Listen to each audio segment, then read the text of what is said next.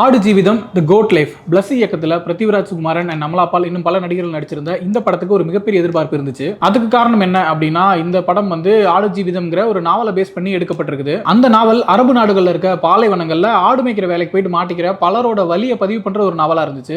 அது புத்தகமா வந்த போதே பெரிய அதிர்வலைகளை ஏற்படுத்தினுச்சு. உலகம் முழுக்க பெரிய வரவேற்பையுமே பெற்று இருந்துச்சு. அப்படிங்கிறப்போ எல்லாருக்குமே ஒரு மிகப்பெரிய எதிர்பார்ப்பு அந்த படத்தின் மேல இருந்துச்சு.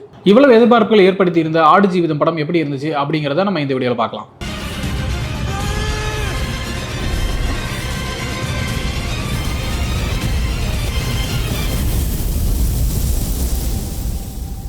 இந்த படம் ஆரம்பிக்கும் போதே இந்த படத்துல எந்த நாட்டையும் அரசாங்கத்தையும் தனி நபர்களையும் மதத்தையும் இனத்தையும் இழிவுபடுத்தல, அசிங்கமா காட்டல அப்படிங்கிற மாதிரியான ஒரு டிஸ்க்ளைமர் போட்டு தான் ஆரம்பிக்கிறாங்க. அதுக்கு காரணம் என்ன அப்படின்னா, ஆடு ஜீவிதம் நாவல் வந்து சவுதி அரேபியா, துபாய் மாதிரியான நாடுகள்ல வந்து தடை செய்யப்பட்டிருந்துச்சு.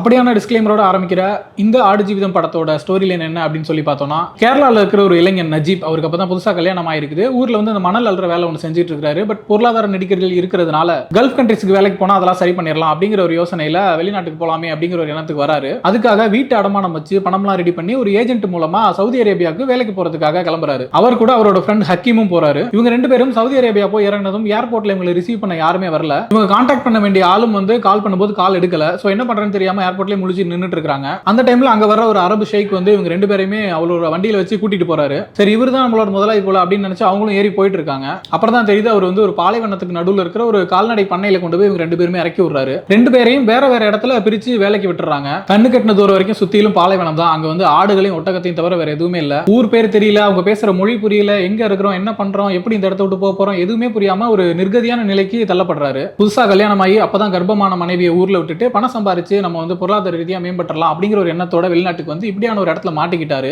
அந்த சூழல் அவர் எவ்வளவு துன்புறுத்துது, எவ்வளவு வலியும் வாதையும் கொடுக்குது. அந்த இடத்துல இருந்து அவரால் தப்பிச்சு வெளியில வர முடிஞ்சதா, அதுதான் இந்த படத்தோட மீதி கதை. இந்த கதை ஓரளவுக்கு நம்ம எல்லாருக்குமே தெரிஞ்சதுதான். இந்த நாவலை படிச்சவங்களுக்கோ அல்லது கேள்விப்பட்டவங்களுக்கோ அல்லது ட்ரைலர் பார்த்தாலுமே கூட நம்ம அந்த கதையை ஓரளவுக்கு யூகிச்சிருந்திருக்க முடியும். இது ஒரு உண்மை சம்பவம் அப்படிங்கிறதுனால இதை கதையா யோசிச்சு பார்க்கும்போதே ரொம்ப பிரமிப்பாகவும் பெயின்ஃபுல்லாகவும் இருக்குது. அது நம்மளால தவிர்க்கவே முடியல. ஆனா இது எந்த அளவுக்கு ஒரு சுவாரஸ்யமான சினிமாவா மாறி இருக்கு அப்படிங்கும் போது நமக்கு சில கேள்விகள் எல்லாமே வருது. அதுக்கு முன்னாடி இந்த படத்தோட பாசிட்டிவான விஷயங்கள் பத்தி பார்த்துடலாம். ஃபர்ஸ்ட், பிருத்திவிராஜ் மிரட்டி இருக்கிறாரு. ஒரு அபாரமான நடிப்புன்னு தான் சொல்லணும். ஒவ்வொரு ஃப்ரேம்லயுமே அவரோட கடுமையான உழைப்பு நமக்கு தெரியுது. ஊர்ல ஒரு சாதாரணமான வேலை செஞ்சுக்கிட்டு குடும்பத்தோட இயல்பாவும் மகிழ்ச்சியாகவும் இருக்கிறப்ப அவரோட அந்த பிளசன்டான ஒரு பெர்ஃபார்மன்ஸும், அதுக்கப்புறமா ஏர்போர்ட்ல இறங்கிட்டு அங்க மொழி தெரியாம யாரை பாக்குறது என்ன பண்றேன்னு தெரியாம முழிச்சுக்கிட்டு இருக்கும்போது அவரோட இன்னசென்ட்டான அந்த ஒரு ஆக்டிங்கும், ஒரு கட்டத்துல தப்பான இடத்துல வந்து மாட்டிக்கிட்டோம் அப்படின்னு உணர்ந்ததுக்கு அப்புறம் அவரோட அந்த பரிதவிப்பு, யார் அவங்களாம், எதுக்கு நம்மள எங்க கொண்டாந்து விட்டாங்க, எதுக்கு நம்மள எல்லாரும் போட்டு அடிக்கிறாங்க அப்படின்னு சொல்லிட்டு அந்த ஒரு குழப்பமான சூழ்நிலை இருக்குல்ல, அதை ஒரு வெளிப்படுத்தின விதமா இருக்கட்டும். இவ்வளவு பிரச்சனைகளுக்கு மத்தியில அப்பப்ப மனைவியோட ஞாபகம் வந்துட்டு போகுது. அந்த பிளாஷ்பேக் காட்சிகள், அதுல வந்து எவ்வளவு ரொமான்டிக்கான ஒரு ஹஸ்பண்டா இருந்திருக்காரு அப்படிங்கிற விஷயங்களா இருக்கட்டும். இந்த மாதிரி எல்லா விதமான எமோஷன்ஸ்லயுமே ரொம்ப சூப்பரா பெர்ஃபார்ம் பண்ணியிருக்காரு. படத்தோட மிகப்பெரிய பலமே பிருத்திவிராஜ் தான். ஒரு கட்டத்துக்கு மேல அவரால் அந்த இடத்த விட்டு போக முடியல அப்படின்னு தெரிஞ்சதுக்கு அப்புறம் அங்கே இருந்து அங்க இருக்க கஷ்டங்கள்லாம் அனுபவிச்சு உடம்பெல்லாம் இழைச்சு குச்சி மாதிரி அவரை பார்க்கறதுக்கு ரொம்ப பரிதாபமா இருக்கு. அதுலயும் ஒரு முக்கியமான காட்சியில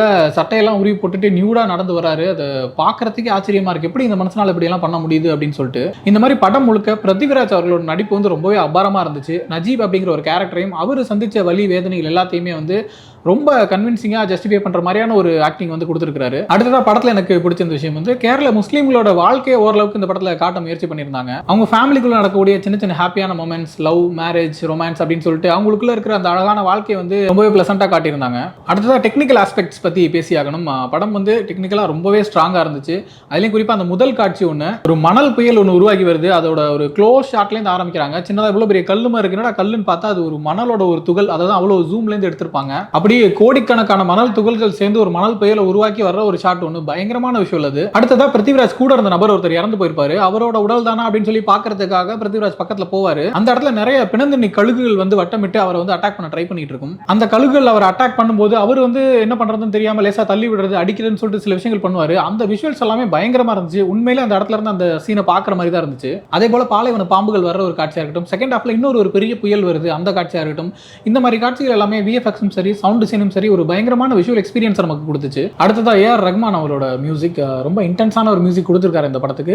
இவ்வளவு சீரியஸான சப்ஜெக்ட், ஃபுல் அண்ட் ஃபுல் டார்க்கான ஏரியா, பெயின்ஃபுல்லான விஷயங்களே பேசிட்டு இருக்கோம் அப்படிங்கிறப்ப அவரோட மியூசிக் வர இடங்கள்லாம் நமக்கு ஒரு சின்ன ஹை கொடுக்கறதாகவும் ஒரு சின்ன பிளசன்டான ஃபீல் கொடுக்கறதாகவும் இருந்துச்சு. இவ்வளவு பாசிட்டிவான விஷயங்கள் இருந்தாலும் ஒரு சினிமாவா இது நமக்கு ஒரு கம்ப்ளீட்டான என்டர்டெய்னிங் ஃபீல் கொடுக்கல அப்படிங்கிறதா நம்ம சொல்லி ஆகணும். நம்ம பார்த்துட்டு இருக்க படத்தோட கதை உண்மையிலே ஒருத்தருக்கு நிகழ்ந்தது அப்படிங்கிறத நம்ம யோசிக்கும் போது நமக்கு மிகப்பெரிய பதட்டத்தை கொடுக்குது. ஆனா ஒரு சினிமாவை பார்க்கும்போது துயரம் துயரம் துயரம்னு படம் முழுக்க துயரம் உயரம், எங்கிட்டு சுத்தி பார்த்தாலும் பாலைவனம் தான், அவங்களால எதுவுமே பண்ண முடியல அப்படிங்கிற ஒரு கையறு நிலையை வந்து நம்ம கன்வே பண்றதுக்காக தொடர்ந்து அந்த காட்சிகள் வந்துகிட்டே இருக்குது. நிச்சயமா அது ஒரு பெயின்ஃபுல்லான சிச்சுவேஷன் தான். பட் ஒரு கட்டத்துக்கு மேல அதே நம்மள பார்த்துக்கிட்டு இருக்கும்போது நமக்கும் ஒரு அயற்சி உருவாகிறத தவிர்க்க முடியல. ஃபர்ஸ்ட் ஹாஃப் முழுக்க இவரோட ஃபிளாஷ்பேக் சைம் அப்பப்ப ரிமெம்பர் பண்ற மாதிரி போட்டு காட்டிக்கிட்டு இருந்ததுனால நமக்கு கொஞ்சம் பேலன்சிங்கா போயிட்டு இருந்துச்சு. பட் செகண்ட் ஹாஃப் முழுக்க அந்த பாலைவனத்திலே முழுக்க அந்த பயணமே காட்டிக்கிட்டு இருக்கிறதுனால ஒரு கட்டத்துக்கு மேல ஒரு சின்ன சலிப்பு உருவாகிறத நம்மளால தவிர்க்கவே முடியல.